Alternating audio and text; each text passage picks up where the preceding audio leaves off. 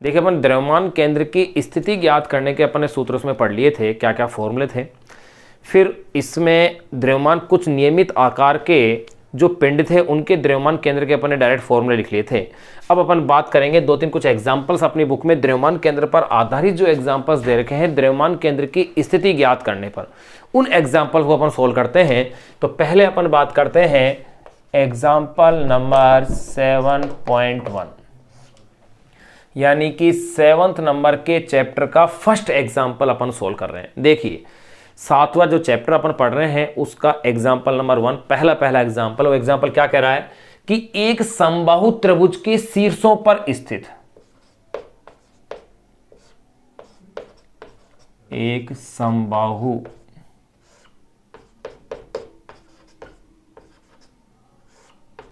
त्रिभुज के शीर्षों, एक समबाहु त्रिभुज के शीर्षों पर स्थित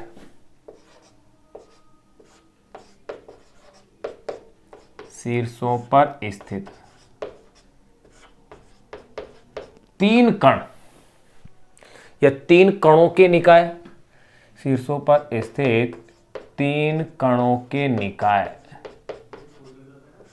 एक समबाहु त्रिभुज के शीर्षों पर स्थित तीन कणों के निकाय का द्रव्यमान केंद्र, तीन कणों के निकाय का द्रव्यमान केंद्र ज्ञात कीजिए।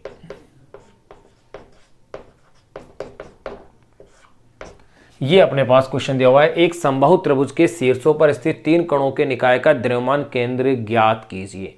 कणों के द्रव्यमान,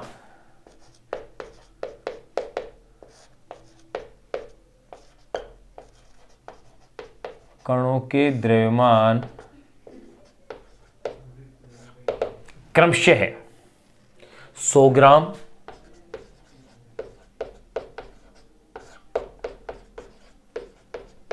150 ग्राम, 100 ग्राम, 150 ग्राम तथा 200 ग्राम है।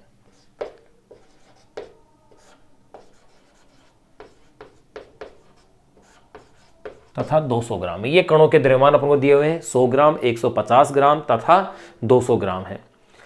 त्रिभुज की प्रत्येक भुजा की लंबाई भी दी हुई है। भाई समबाहु त्रिभुज यानी प्रत्येक भुजा समान होगी।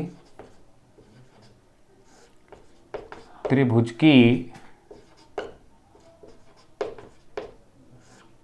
प्रत्येक भुजा की लंबाई 0.5 मीटर है। ये अपन को क्वेश्चन में दिया हुआ है। अब देखिए, अब अपन इस क्वेश्चन को सोल्व करते हैं। भाई किस तरह से है, क्या है, वो अपन अब देखते हैं।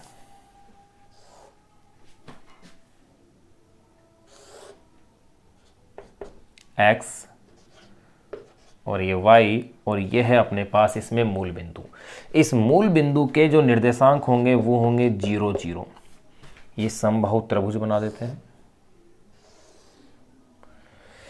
इस समबाहु त्रिभुज देखो O, P और Q में नाम दे देता हूं इसको। अब देखिएगा यहां पर जो द्रव्यमान रखा हुआ है मूल बिंदु पर, वो मैंने ले लिया है 100 ग्राम है। यहां जो द्रव्यमान रखा हुआ है वो है 150 ग्राम का, और यहां जो द्रव्यमान है वो है 200 ग्राम का। ये लो, अब इनके अपन को निर्देशांक पता करने हैं। भाई देखो, इन कणों के क्या करने हैं अपन को, पहले तो निर्देशांक पता करने हैं। तो देखिए क्या क्या आपके पास है, पहले वो देखें। m1 तो है आपके पास 100 ग्राम, यानी कि 0. इसको अपन किलोग्राम में चेंज कर लें तो ये हो जाएगा 0.10 किलोग्राम। m1 तो इतना हो गया। फिर दूसरी अपन बात करें m2 की, तो ये है 150 ग्राम, यानी कि 0.50 किलोग्राम। इसे 0.00 किलोग्राम भी कह सकते हैं। m3 200 ग्राम, 0.200 किलोग्राम ये दिया है। अब देखो भाई, द्रव्यमान केंद्र की स्थिति ज्ञात करने के लिए द्रव्यमान के साथ साथ उनके स्थिति सदिश भी अपन को पता होना चाहिए। तो देखो, स्थिति सदिश की अगर अपन कोऑर्डिनेट की बात करें, तो अगर अपन बात करें m1 द्रव्यमान के लिए, m1 द्रव्यमान के जो कोऑर्डिनेट होंगे वो क्या क्या होंगे? देखो, इसके कोऑर्डिनेट तो हो जाएंगे 0 0। भाई यहां तो द्रव्यमान है, यहां ले लेता हूं मैं इनके स्थिति सदिश। तो देखो भाई, इसका जो स्थिति सदिश है वो तो क्या है? 0 0 है। फिर अगर मैं बात करता हूं 150 ग्राम वाले की, तो देखिएगा भाई, इसका x में देखिए, प्रत्येक भुजा इसकी 0.5 मीटर, तो x में तो 0.5 मीटर हो गया। और y में बात करें तो x में ही रखा हुआ है, तो यहां भाई यहां रखा हुआ है, ये लो। तो इसके कोऑर्डिनेट की बात करें तो इसके कोऑर्डिनेट में स्थिति सदिश x में तो हो गया है 0.50 मीटर, लेकिन y के अंदर कितना है भाई? ये 0 मीटर है। तो इनके साथ भी यूनिट लिख ही देते हैं, 0 मीटर, और ये भी 0 मीटर। फिर देखिएगा, तीसरे पिंड की अपन बात कर रहे हैं, 200 जो ग्राम का है, इसके निर्देशांक की बात करो तो देखो, y की अपन x और y दोनों की ही अगर अपन इसकी बात करें तो देखो, x के अंदर तो ये वाली पोजीशन आ रही है इसकी, यानी कि ये है, और यहां इसके बिल्कुल मिड में आ रहा है। अगर ये बिल्कुल अगर इसके अंदर मिड में आता है, चलो इसको थोड़ा सा और अपन मैच करते हुए बना देते हैं।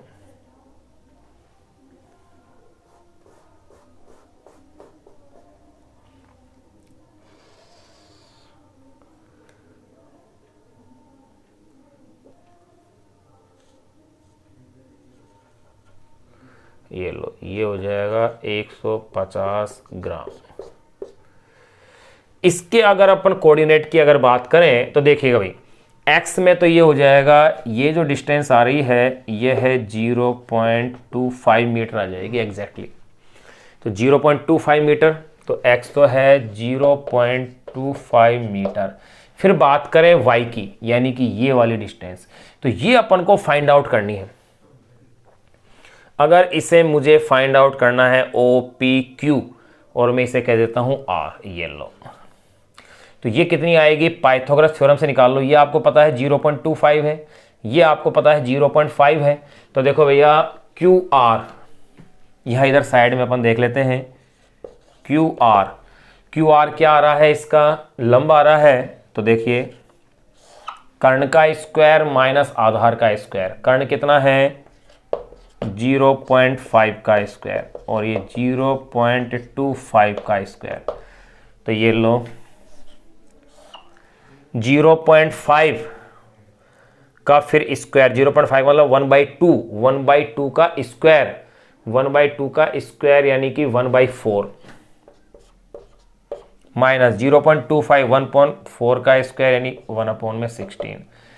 ये लो, 1/4 माइनस 1/16 यानी कि ये हो गया है भाई 3/16 का रूट, यानी कि √3/4 मीटर। ये अपने पास y कोऑर्डिनेट आ गया है। अगर मैं इसे लिखना चाहूँ तो मैं यूँ भी कह सकता हूँ 0.25 √3 मीटर, यानी कि अब मैं तीनों के मैं कोऑर्डिनेट लिख देता हूँ भाई। देखो, तो ये y एक्सिस के लिए y निर्देशांक आ गया है 0.25 √3 मीटर, यानी कि ये तो हो गए हैं 0 0। इसके अगर मैं कोऑर्डिनेट की बात करता हूं तो देखो, इसके मेरे पास क्या क्या आ रहे हैं? 0.50 एंड 0। इसके अगर मैं कोऑर्डिनेट की बात कर रहा हूं, किसकी? P वाले की, Q वाले के लिए, 200 ग्राम के लिए, तो यहां आ रहे हैं मेरे पास 0.25 एंड 0.25 √3 मीटर में। ये लो, ये मेरे पास कोऑर्डिनेट मैंने तीनों को शो कर दिया। तो मेरे पास ये तो क्या आ गया है? R1 R1 R1, ये R2 R2 आ जाएंगे, यानी कि x अक्ष वाले y अक्ष वाले मान आ गए। अब मुझे इनके द्रव्यमान केंद्र की स्थिति ज्ञात करनी है, तो वो द्रव्यमान केंद्र की स्थिति क्या आ रही है वो देखिएगा। पहले मैं XCM देखता हूँ। XCM का मतलब M1 x1 plus M2 x2, भाई दो ही कोऑर्डिनेट है, अपॉन में M1 प्लस M2। अब इनकी वैल्यू रखो। देखो, M1 कितना दिया हुआ है मुझे? 0.10, x1 ये तो इसका 0 है, प्लस भाई अपने पास 3 है, अपने पास 3 के रूप में लिखना पड़ेगा, 2 है नहीं, तो ये हो जाएगा m1x1 plus m2x2 plus m3x3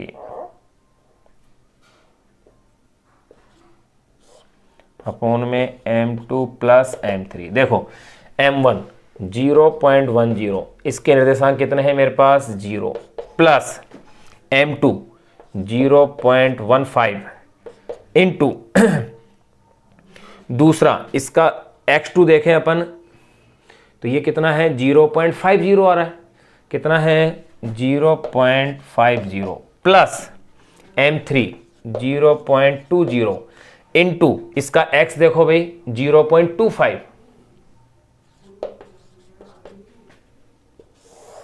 upon में m1 है 0.10, 0.15 प्लस 0.20।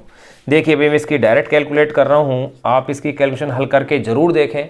जब अपन इसको पूरे को कैलकुलेट करेंगे तो ये आएगा मेरे पास 0.28 मीटर, यानी कि द्रव्यमान केंद्र के लिए x निर्देशांक आ गया है मेरे पास 0.28 मीटर, यानी कि x में इस पोजीशन पर यहां से अपन को पॉइंट लेना पड़ेगा। फिर आते हैं अपन y के लिए। अब अपन इसकी y की बात करते हैं, तो देखो भाई YCM is equal two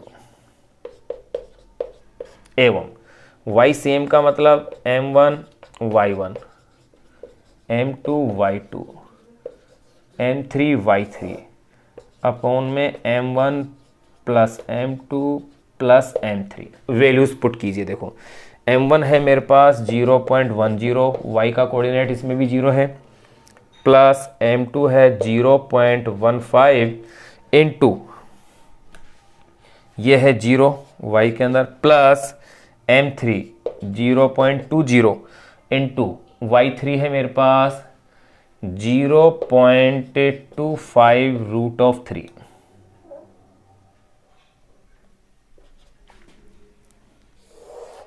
upon में 0.10 प्लस 0.15 प्लस 0.20।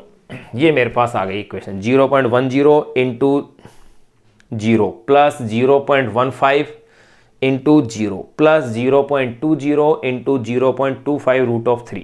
अब देखिए इसकी अगर कैलकुलेशन अपन देखें तो यहाँ ये मेरे पास वैल्यू आ जाती है 0.10, ये भी 0, ये भी 0, तो 0.20 इंटू 0.25 50, यानी कि 0.05√3 अपॉन में देखो 20, 15, 35, 45, 0.45 ये आ गई मेरे पास वैल्यू। अब देखिए अब इसको फिर मैं आगे सोल्व करता हूँ। 0.05√3 का मतलब 1.732 अपॉन में 0.45। अब इसके आगे के स्टेप्स को मैं यहाँ सोल्व करता हूँ, तो देखिए भाई YCM is equal to 0.05 into 1.732, तो ये हो जाएगा मेरे पास 0.0866 अपॉन में 0.45। अब 0.0866 को डिवाइड कीजिए आप 0.45 से, तो ये हो जाएगा 0.19 मीटर।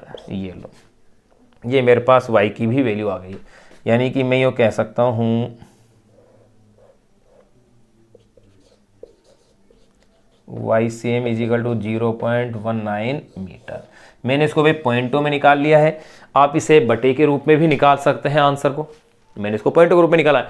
इसका मतलब इसका जो x कोऑर्डिनेट आ रहा है वो तो आ रहा है मेरे पास 0.28 और y आ रहा है 0.19, यानी कि 0.28 यहां और 0.19 मैं यहां ले लूंगा 0.19, यानी कि यहीं कहीं ऐसे यहाँ इसी पोजीशन में ले लो आप। यहाँ द्रव्यमान केंद्र का अपने पास ये आ गया है, जिसे बिंदु में C कह देता हूँ। तो ये द्रव्यमान केंद्र आ गया है, जिसके कोऑर्डिनेट मेरे पास क्या होंगे भाई, x तो हो गया है 0.28 और y हो गया है 0.19 मीटर। ये लो, ये मेरे पास आंसर आ गया। ये अपन ने एग्जाम्पल जो अपने पास दिया हुआ था 7.1 अपन ने सोल्व कर लिया। बस एक एक्स्ट्रा पॉइंट अपन को करना था, ये अपन को फाइंड आउट करना था, जो मैंने ज्ञात कर लिया 0.25 मीटर तो ये था ही। ये पाइथागोरस थ्योरम से मैंने ये निकाल लिया ओ आर की वैल्यू, सॉरी क्यू आर है ये, ओ पी क्यू, तो ये क्या है मेरे पास क्यू आर है। ये लो भाई, क्यू आर इज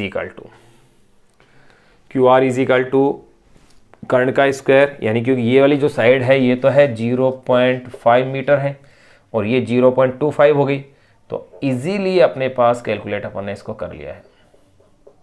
ध्यान रहे मेरे पास ये क्यू आर है भाई, ओ आर नहीं है ना, क्यू आर, क्यू से आर तक की कैलकुलेट की, √3 यानी 0.25 √3 मीटर। अब XM और YCM, XCM और YCM दोनों अपन ने कैलकुलेट कर लिए। अब अपन इसके बाद जो सोल्व करेंगे एग्जाम्पल नंबर 7.2 और 7.3, इन दो एग्जाम्पल्स को और सोल्व करने के बाद फिर अपन द्रव्यमान केंद्र की गति का इसके अंदर अध्ययन करेंगे।